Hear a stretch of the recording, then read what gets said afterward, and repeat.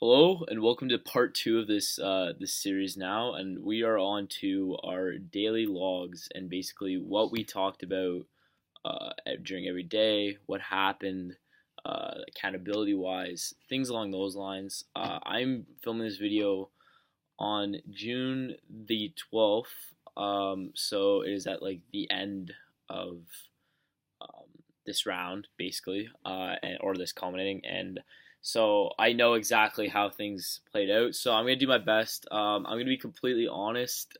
Some days I did not keep a log, so I did my best to remember. But I have it chronologically, how everything happened and how it all worked. But yeah, so I'm just being completely honest that it's not in perfect order, but it's in like the closest order we have. So start things out. Thursday, May 24th. So this is the first day we were introduced to the project. We decided our groups. Which going on to that, if I could do this round again, maybe I would have you pick the groups. Just because every time I find like it's kids pick, I don't know. Personally, I like more when the teacher picks and you just have to work. But that's besides the point. That's for my debrief. Anyways, Thursday, May 24th, first day. So we're introduced to our group and we decided on Alex as our leader. And we really didn't do too much research into what we're gonna do. We vaguely researched, but nothing too much. Friday, May 25th was the second day, and we originally didn't have Alexis in our group, but because she wasn't there on the Thursday, but then she came and joined our group, which was great. So we introduced her to our group, and we began our idea generation. And the first idea we thought of was the flea market, which essentially we were gonna have vendors come, people from the school to sell things and stuff like that. And our original idea was at the Dundas Driving Park. And yeah, so that was our big idea for that Friday, and that's looked like where we were gonna be going. I really think it was a good idea. But then Monday, May 28th comes, and Alex Zagaric, whose mom and dad both work for the city, but whose mom worked for the city in things such as like permits and planning, says that it would take way too long to get this type of planning. Unfortunately, it's not gonna work. It just like the timeline would not fit for how much we need to do. So we decided we had to find a new road. And this was the day that we decided, although it wouldn't be like our main thing, well, it ended up being, but that's beside the point as well. Uh, we also decided that we would end up going door to door, collecting donations for CAP. So that was what we decided on the 28th of May. Then came the 29th of May, and so this was a big idea generation day for us. So the first thing we thought of was selling buttons because Alexis mentioned to us that she had a button press, and then we realized that could be it's a very simple thing to do. Like she showed us how easy it is. You just press it and then it's done. So you can effectively make them quickly, and you can obviously you can sell them at a low cost, which is enticing for kids in high school. Also on this day, we came up with the idea of doing pulled pork, and it was mostly because, like I said in my pre way back, that it's been done so many times, like burgers and hot dogs, and we thought pulled pork's a fresh take on something new. So we talked to our friend Ben Tobias Murray, who has like he's like the celebrity chef of Dundas. He's known as quite the chef, and he said he'd be interested in it, and that was really all we left it at for that day. Along with that, we also emailed CAP for flyers to assist us with going door to door, or like brochures, just so we looked like a little more legitimate and people like understood what exactly CAP stood for. So then came Wednesday, May 30th, and like we formally contact Ben and like made sure we got like an answer from him. He said, "Yeah, like sounds like a good idea." And then we also invest. So from there, we investigated like how much is this going to cost. We also spoke to you on you, Mr. Toth. That's who I'm directing to you to. On if this is even possible, because obviously the school board has regulations. And then we started filling out our event form on Thursday. We didn't finish it till Friday. So then came Friday, June 1st. So going back to the button idea that we had, we decided this is when we are going to order our buttons and have it all set. So we ordered our buttons, got them shipped to Sean's house, and we ordered 1 1/4. That's important to remember. Remember, we ordered 1 1/4 buttons. So we also, on this day, we began to plan our door to door and like with our flyers. So plan when people are going to go, what areas are going to go, things along that. And Friday was the day we figured out. Sorry, Friday was just that was the rest. That's all that happened on Friday. Monday we had the guest speaker come in, so we didn't have any time. We had minimal time, but we didn't really discuss much in the time given. But Tuesday was the day that we figured out. Unfortunately, pulled pork wasn't gonna work, which is kind of crappy because the carnival was that Thursday, and it was no one's to blame for that kind of thing. It just didn't end up working. It would have been great if we got the notice a bit earlier, but that's life. What can you do? Unfortunately, we we just had to roll with the punches, so to speak. So we realized that it wasn't gonna work, and we kind of just had to realize that we got to think of something else.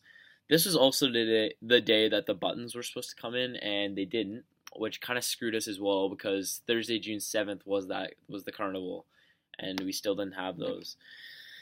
So then came Wednesday the 6th, which I was absent because I was at the athletic banquet, but the buttons came in, but they were the box said 1 inch, and we were 1 1/4, so we're like, these aren't gonna work either. So we sent them an email back. Well, Sean said he did this while we were at the assembly. Sent an email back saying, "Yo, you sent us the wrong ones."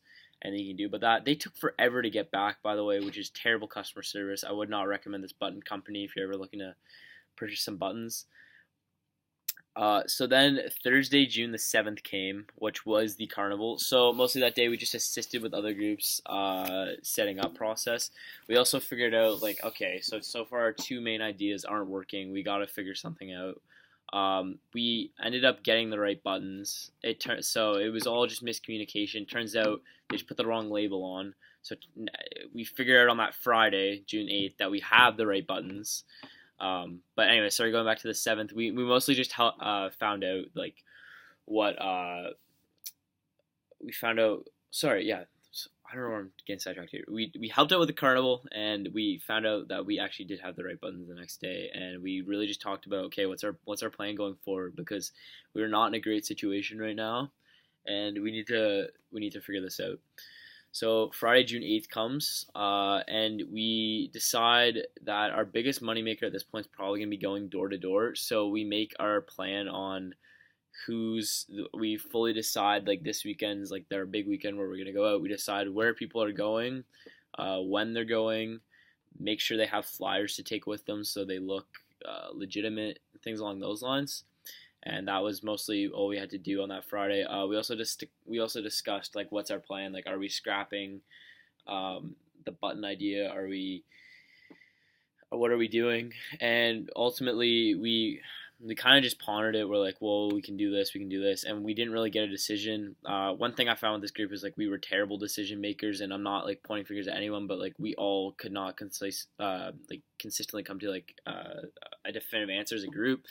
It was sometimes frustrating because, like, in a situation like this, like, we literally had to make the choice: do we do it or do we not? And we literally just willy washed and didn't decide anything. So that Monday comes, and we decide, like, Monday, June 11th, so that's the date, and we decide there's like no chance for us to be able to effectively sell buttons at this point. Some people went door to door on the weekend, including myself, and raised money, which was good.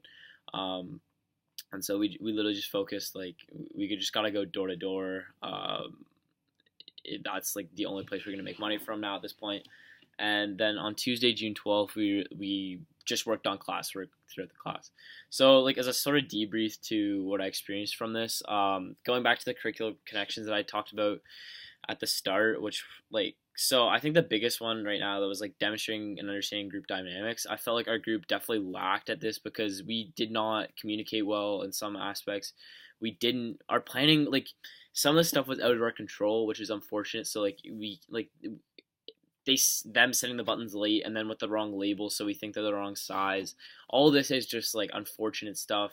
But then there's other things that it's like, planning was not great, and we could have planned better for our backup plan, because you should always have a backup plan to whatever your first plan is. So hindsight's 2020, that's what they say, right? So you can look back and think all this, but in the time, obviously, you're in a different mindset and a different state. So there's that. Also, like, we, at this point, like even though this isn't my debrief, there'll be another video coming for that. But I can analyze the importance of planning to success of an organization, and I can clearly say that like if you don't plan well, like our group, things won't always work out. So um, that's really the two biggest things I'm taking away from this. Although like I thought we had a lot of potential to be successful with things such as the pulled pork because it was a fresh and new take, and even the buttons I thought it was like a new take on buttons by putting like brands on them in a sense.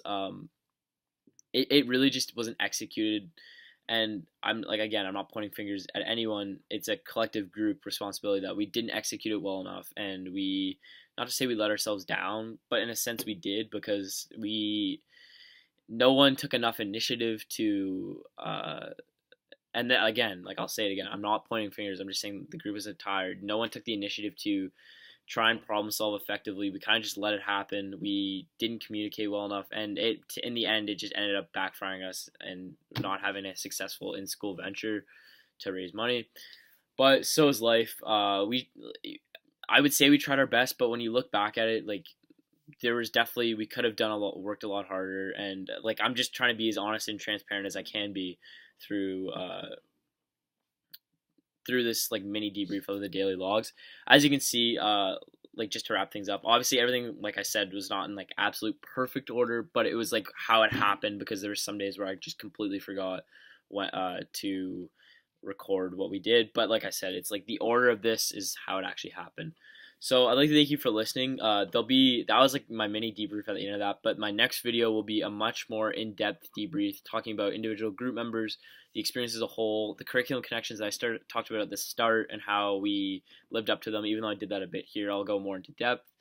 And yeah, Mr. Toth, I'd like to thank you for listening. This is the second installment, the daily logs, and the third installment will be coming. Well, it will be on the internet when you can watch them all in a row. But yeah, thanks for watching, and I'll see you later.